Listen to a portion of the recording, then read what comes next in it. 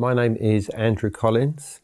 I am a historian, a writer, explorer and lecturer, and I also am the author of a large number of books which I'd like to think changed the way we perceive the past. What first inspired me to get into this subject was my own passion for the mysteries of life when I was a child. And it was something which I assumed everybody else was into, but it wasn't until I got into high school that I realised that myself and just one or two other people, the only people that actually shared this interest. And even I forgot about it for a few years until I started work.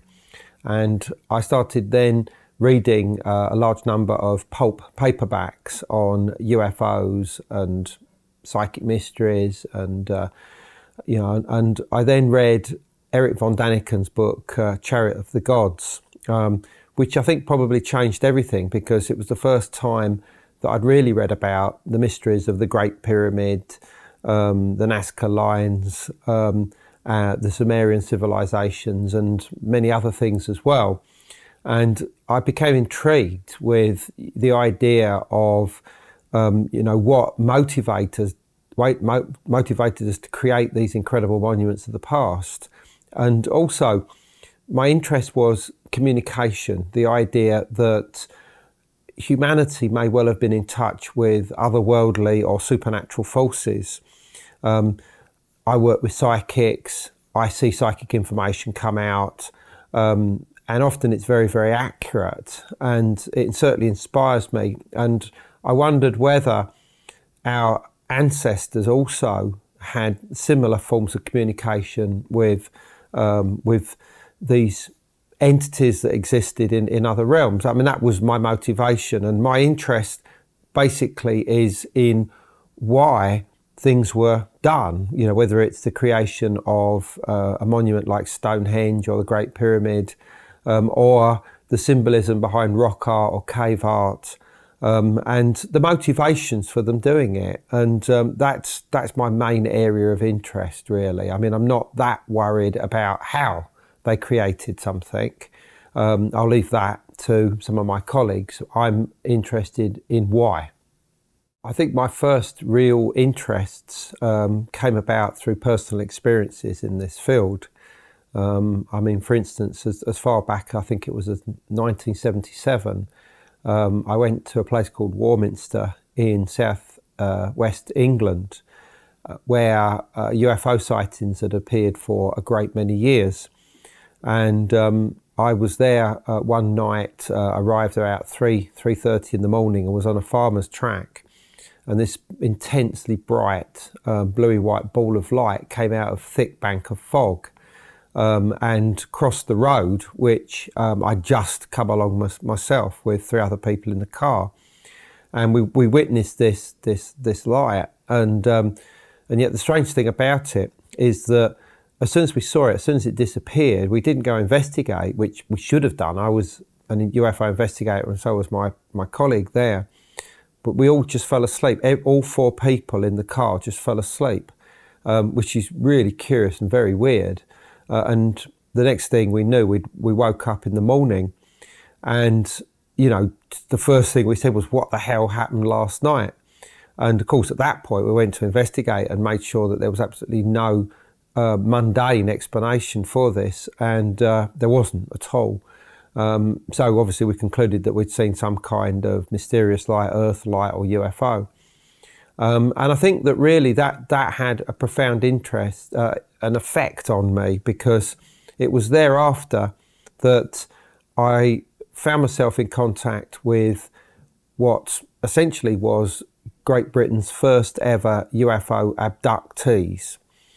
This was a family by the name of Day, D-A-Y, who lived at a place called Averley in Essex, the county that I live in. And I was put onto them by a UFO organisation to go investigate them. And I met them, and they were, you know, great down-to-earth people, and essentially what had happened is that they were travelling along a road late one night on a very short journey, which they knew how long it would take, which was about 20 minutes. And they saw this blue oval light over the car, and they noted that and then carried on their journey. And then the next thing they found is that the car headlights failed, the engine failed, and they could no longer hear the tyres actually going over the road. The radio started smoking, they had to pull out the wires to that. You know, it's all happened very quickly. And they passed around a bend and found a luminous bank of green mist right across the road in front of them, like a fog or a gas or something, which was just otherworldly. And they went into this and felt very nauseous. And the next thing they know, they were 3/4 of a mile, a kilometre or so further on from the same location. And after checking that everybody was okay, they drove home and really didn't talk about the subject for a while. But they kept having very strange dreams, the parents, about being in very bright lit rooms, on sort of what appeared to be like hospital operating tables, and these strange beings which they described as gnomes, which is a type of fairy or little people that seem to be examining them. And they lived with this for a while, and eventually they realised that they would just have to do something about it and tell somebody. They tried to ignore it, and that's how I was put in touch with them. And hypnosis revealed an on-board experience. And I wrote all this up for a series of articles for the magazine Flying Saucer.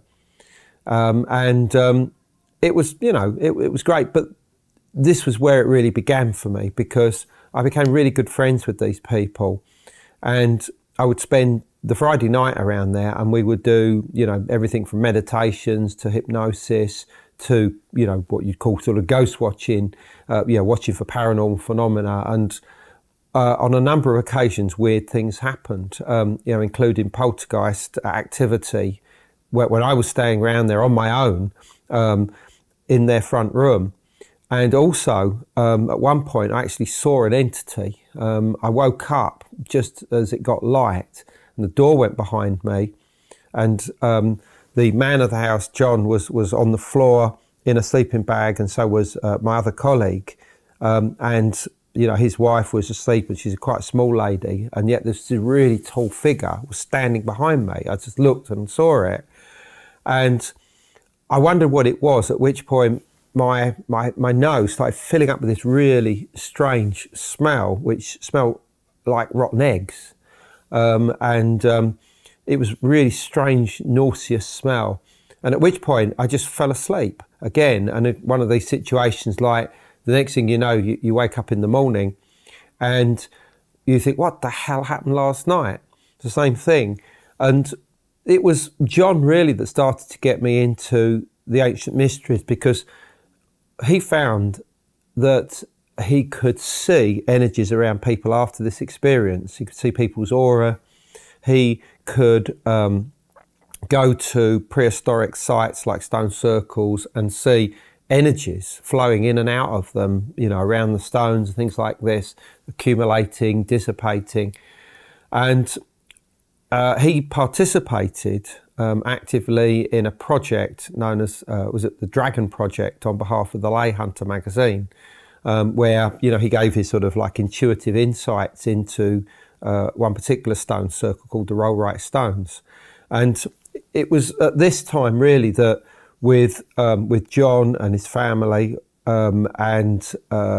a couple of other friends that we really started visiting prehistoric sites for the first time, including the Great Stone Circle of Avebury in southwest England, Glastonbury, the Rollright Stones and things like this. And that's really was my point of entry into the subject, which was a few years after having read Eric von Daniken.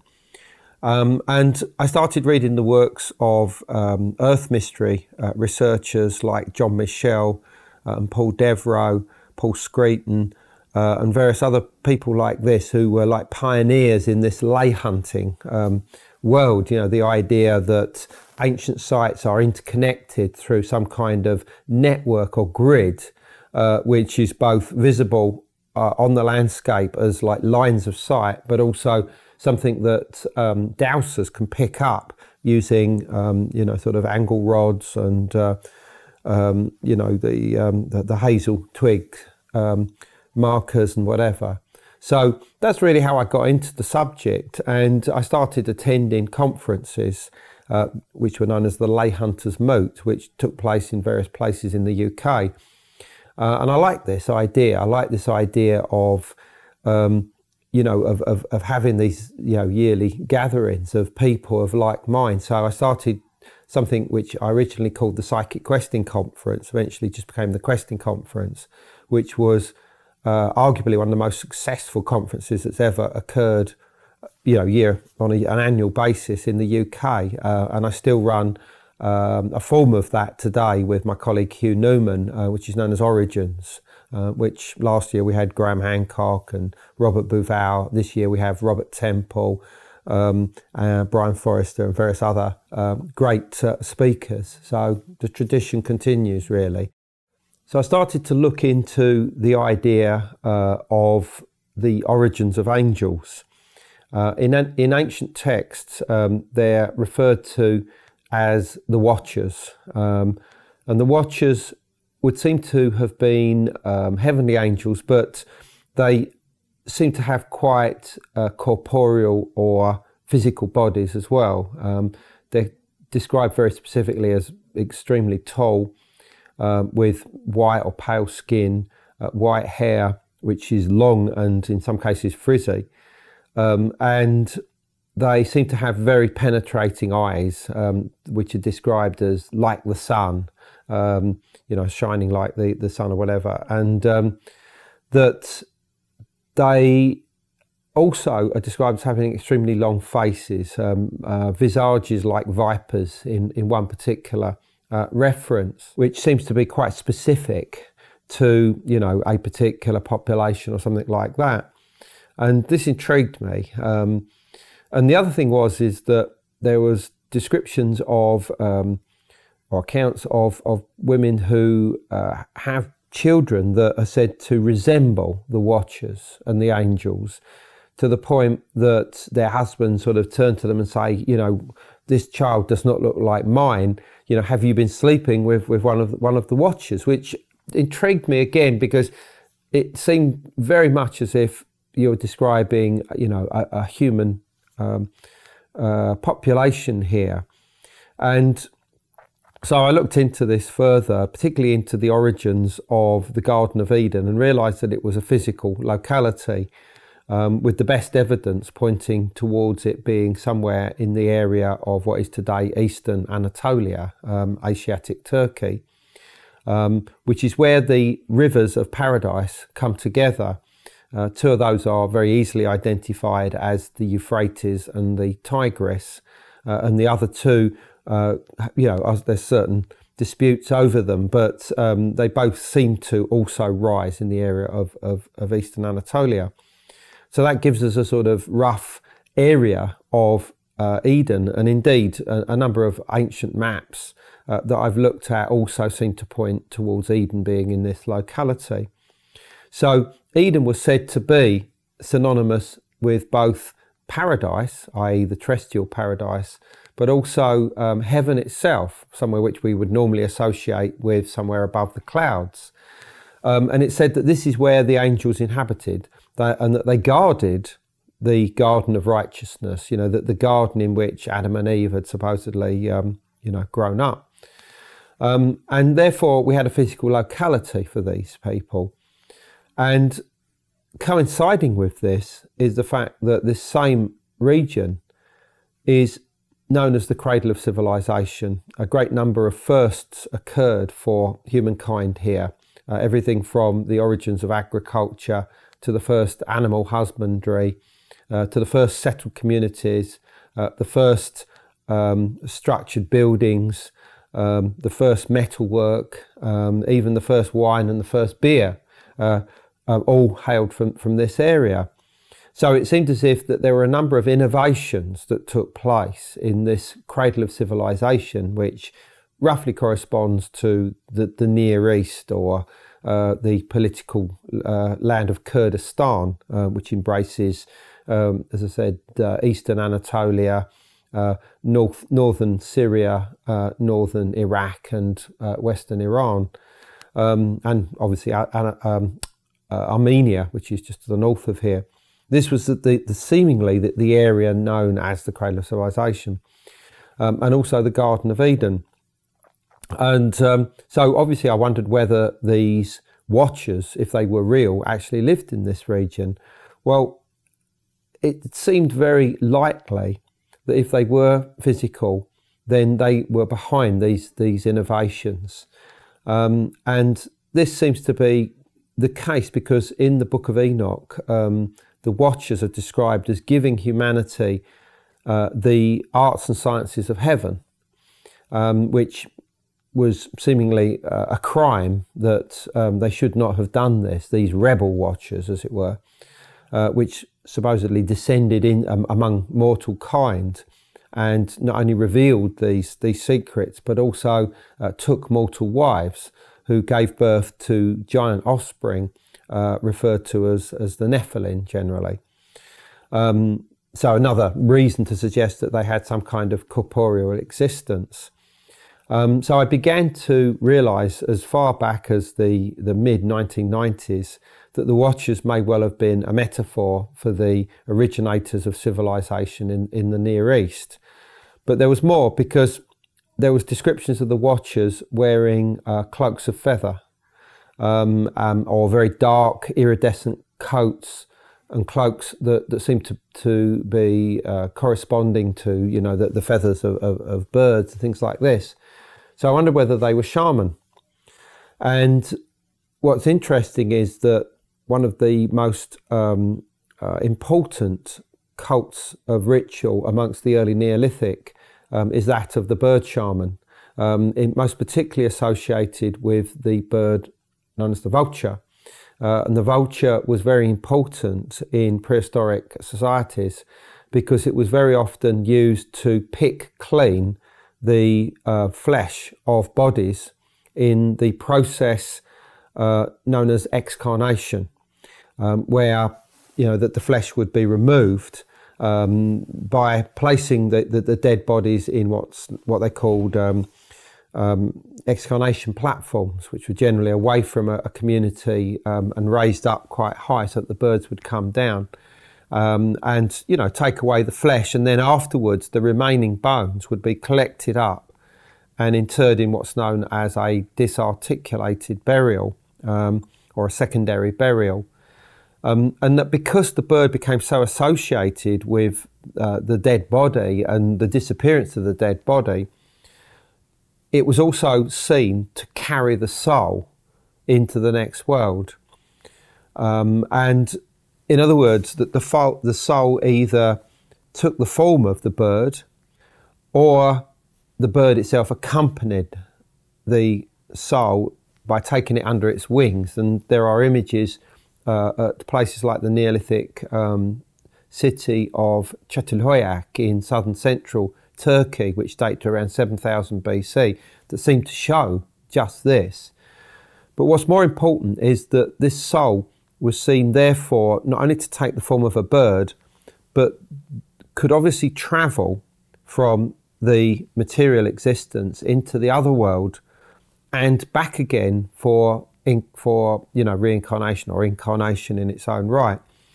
And therefore the shaman, whose duty it was to enter into the other world, to get otherworldly information, to encounter and deal with supernatural forces, possibly to heal people, and, you know, various other duties that they had, would see themselves as having to take that same form of a bird. And to do this, they would wear the cloaks of the particular birds. Obviously, there are animals involved as well that they would also take the guise of.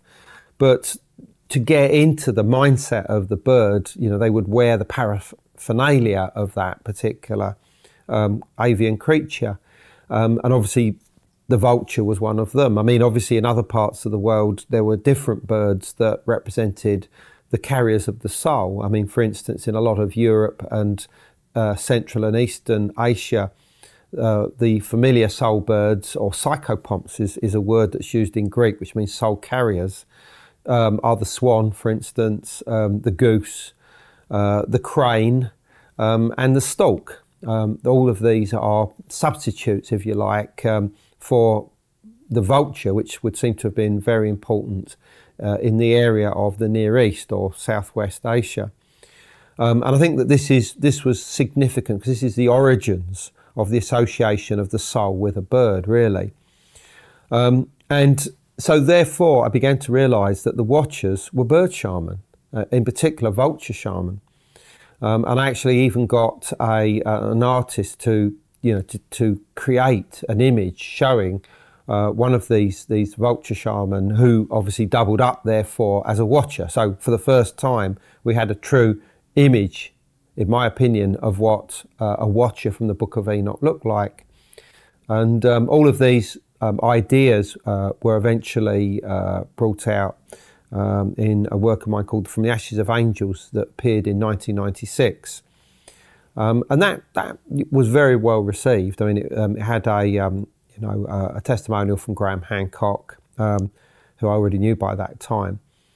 And the book did very, very well worldwide, and really established me as as an author and a historical writer.